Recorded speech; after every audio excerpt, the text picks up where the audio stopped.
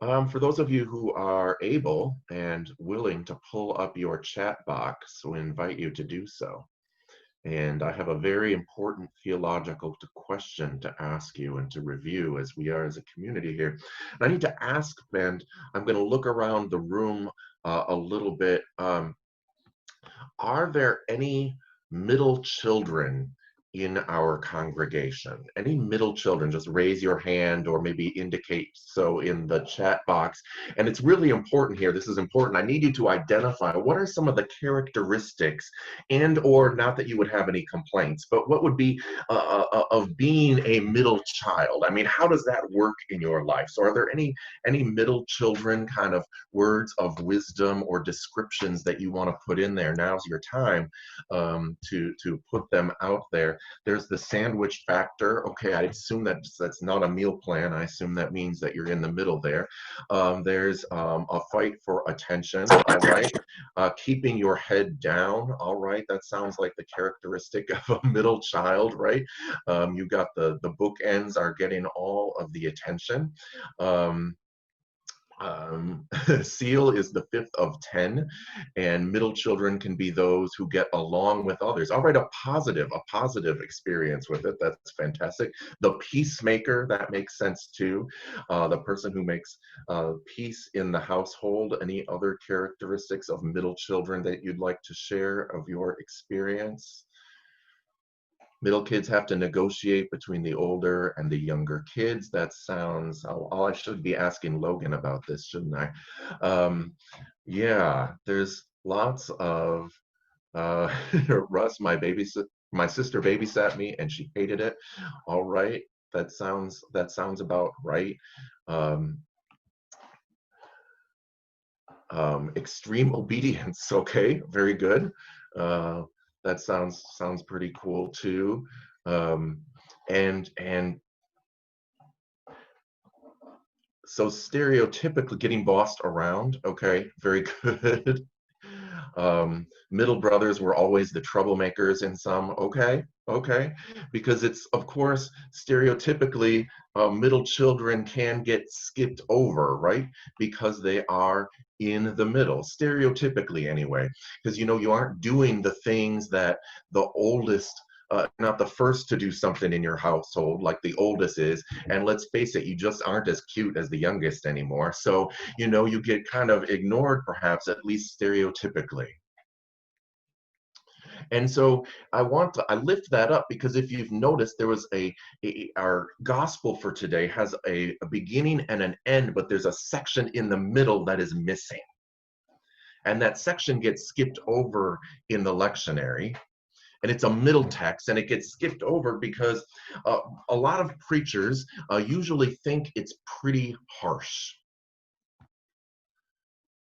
And it says, you may remember this, so there's the beginning of the parable, and then there's the explanation of the parable, and in the middle they ask him, Jesus, why do you speak in parables? And Jesus goes off. And he goes off on the community and he says, they'll hear and not understand, they'll see and not perceive, they will be confused, this will be a perverse generation. That word is not exactly used in this passage, but it's in a lot of places in the scripture that describe things like this. This middle text, this describes that there's this breakdown in society and they're never going to get it. And for the right preacher, this could be a preacher's dream, telling people what's wrong with them, getting that going from the pulpit. But Jesus says their hearts have grown dull. Seeing they do not perceive, prophetic words given to them that so many others would die to hear, but this generation is never going to get it. So that sounds, I don't know about you, that sounds a little bit like the world I know these days. Seeing and not perceiving, hearing and not understanding, no mask wearing and the virus grows, and we're fighting about it.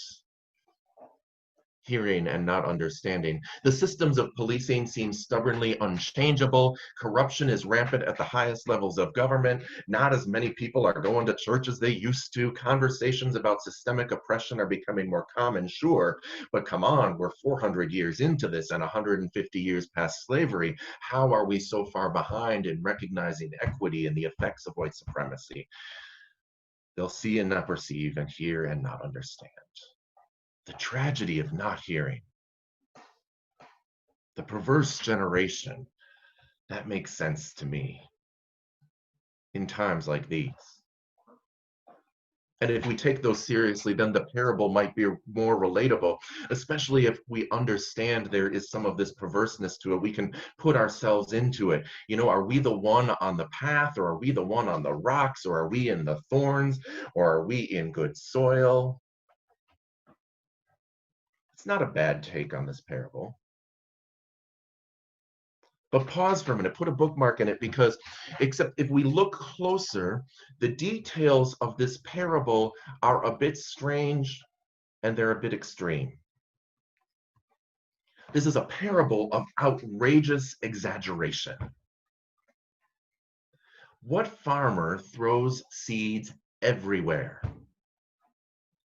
It's a waste. Yeah, I know they didn't have seed planters pulled behind the tractor like we do now, but they did not throw seeds everywhere. It's a waste. So why is Jesus describing it this way? And then when it gets even to the good harvest, what yields are 100 or 60 or even 30-fold? I looked it up. 4 or 5 times would be a great yield.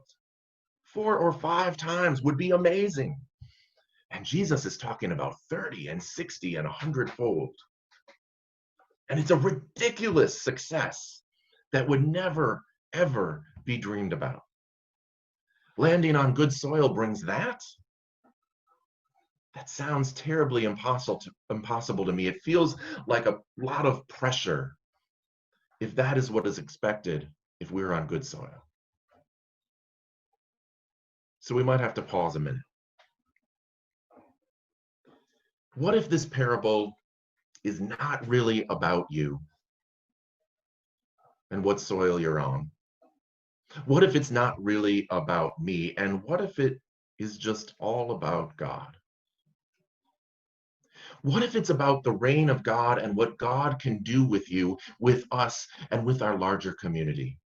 What if, and I'm just throwing this out there, this means that God can turn even the perverse community toward justice? 160 and 30-fold.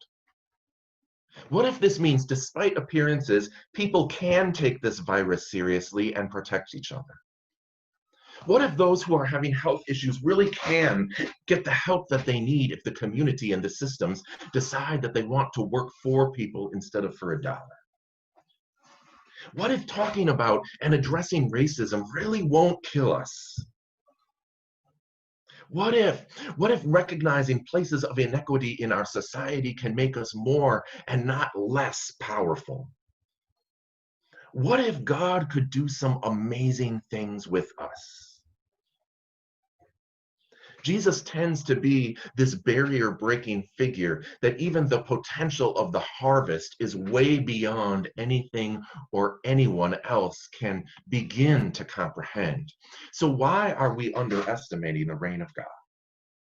Why are we sitting here in our communities as if the power of God isn't real?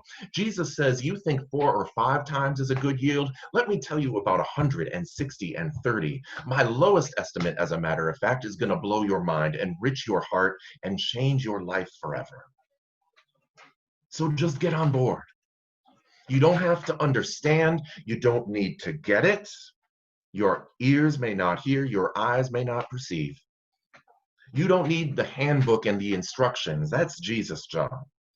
Just get on board with this Jesus of justice. Get on board with this Jesus who's telling you that you have room to grow and he's going to give you everything that you need to do it. So be open. You as individuals and you as church and you as God's people, just be open. And yeah, it's going to be hard sometimes. There are going to be some rocks and some thorns, but so what? We're going to get 160 and 30 times the yield. We can do that. We can spread that much love. We can live that much goodness. We can push for that much justice. We can do that not because we are so great, but because God is. We're worried about hardened paths and rocks and thorns, and Jesus just says, grow, grow. Why should we grow, Jesus? His response is, what do you care? You're not going to understand anyway. You're not going to get it. Just accept the grace and grow. Even in hard times, especially in hard times. This good news of Jesus is here to help you be who God has created you to be, nothing more and nothing less. God has created us to be who we are to be together. It's not our job to determine the rogues, who's in the rocks and the weeds and the good soil. Our job is to help plant the seeds. And God will do what God will do. Our job is to pray for vision, for the vision of God's love and justice, and get in God's gardening club to help grow it.